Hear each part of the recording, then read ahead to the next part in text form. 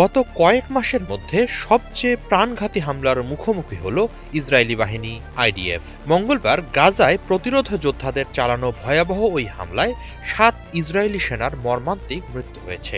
একই দিন পৃথক ২ হামলায় আরও অন্তত ৩ সেনা আহত হন। এদের মাঝে ২ জনের অবস্থা গুরুতর। বুধবার ইসরায়েলি বাহিনীর প্রকাশিত বিবৃতিতে বলা হয়, খান ইউনিসে অভিযান পরিচালনার সময় প্রতিরোধ যোদ্ধাদের পেতে রাখা বিস্ফোরকের সাথে ইসরায়েলি সেনাদের একটি সাঁজোয়া যানের সংঘর্ষ হয়। বিস্ফোরণে মুহূর্তে আগুনের লেলিহান শিখায় ছেয়ে যায় সাঁজোয়া যানটি। এতে যানটির ভেতরে থাকা ৭ সেনা পুড়ে মারা যান। অনেক চেষ্টা করেও আগুন নিভিয়ে নিজেদের জীবন বাঁচাতে সক্ষম হননি তারা। আগুনে সাঁজোয়া যানটি পুরোপুরি বিধ্বস্ত হয়েছে বলে জানিয়েছে কর্তৃপক্ষ। পরে বিধ্বস্ত যান ও ওই সেনাদের মরদেহের অবশেষ উদ্ধার করে ইসরায়েলে নিয়ে যাওয়া হয়। পুরো ঘটনায় তদন্ত শুরু করেছে আইডিএফ। প্রতিরোধ যোদ্ধাদের বিস্ফোরক যন্ত্রটি সরাসরি সাঁজোয়া যানে স্থাপন করা হয়েছিল কিনা তা খতিয়ে দেখা হচ্ছে। একই দিন প্রতিরোধ যোদ্ধাদের আরেক হামলায় গোলানি ব্রিগেডের ২ সেনা আহত হন। তাদের দিকে রকেট চালিত গ্রেনেড ছুড়ে মারা হয়। হামলায় আহত একজনের অবস্থা গুরুতর বলে জানিয়েছে আইডিএফ। এছাড়া আরেক হামলায় আরও ১ সেনা গুরুতর আহত হন বলে জানানো হয়েছে।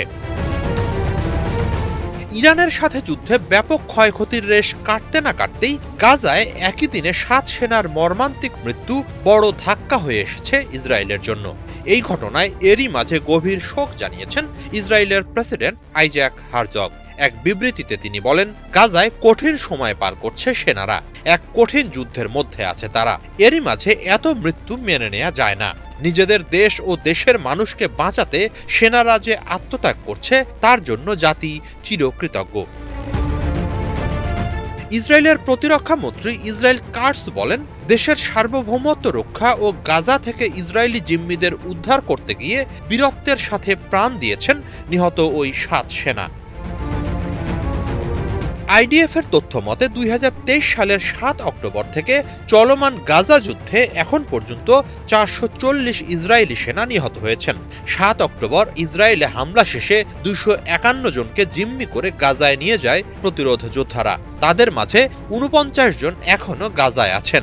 এদের মধ্যে ২৮ জন ইতোমধ্যেই মারা গেছেন বলে মনে করছে ইসরায়েলি সেনাবাহিনী। হিজল জুবায়ের, বাংলা ভিশন।